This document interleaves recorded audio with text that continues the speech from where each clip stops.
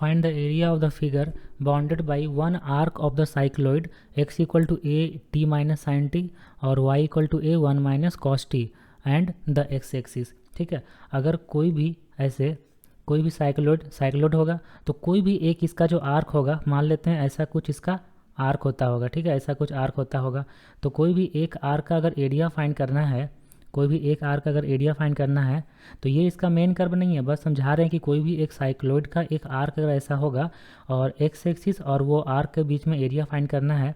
ठीक है, तो एरिया हम लोग लिखेंगे area equal to y into d x. ठीक है, अब ये y और ds दोनों का t के टर्म में ब्रेक करना है, t के टर्म में एक्सप्रेस करना है। तो y का वैल्यू लिखा हुआ है a into one minus cos T.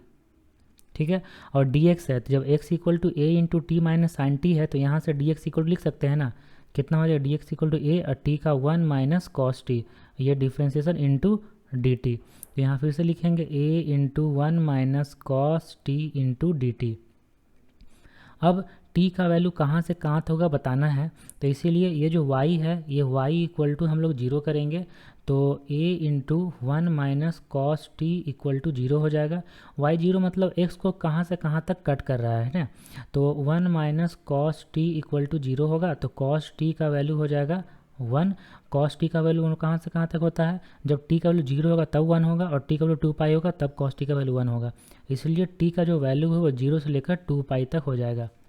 अब देखो ए स्क्वायर कांस्टेंट है, जीरो से लेकर टू पाई तक, वन माइनस कॉस टी का whole square, one minus cos t का whole square into d t.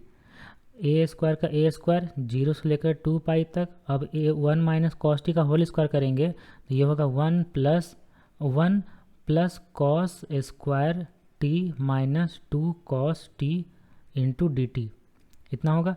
अब इसको फिर से सॉल्व करेंगे, थोड़ा सिंप्लीफाई करेंगे तो जीरो से टू पाई, वन का वन रहेगा, कॉस स्क्वायर टी को लिखेंगे one plus cos two t by to minus two cos t into d T होगा।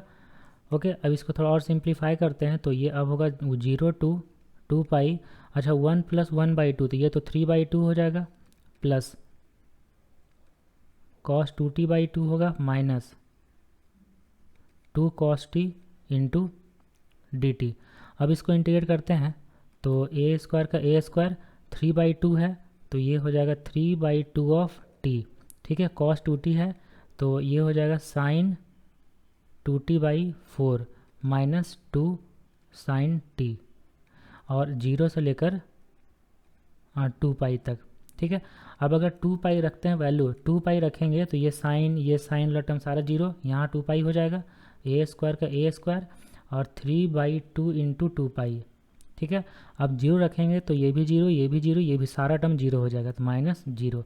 देखो आंसर कितना आ जाएगा, टू और टू कट गया तो हो जाएगा three A square pi square units, area है ना ए स्क्वायर यूनिट, तो थ्री ए स्क्वायर पाई हो जाएगा आंसर।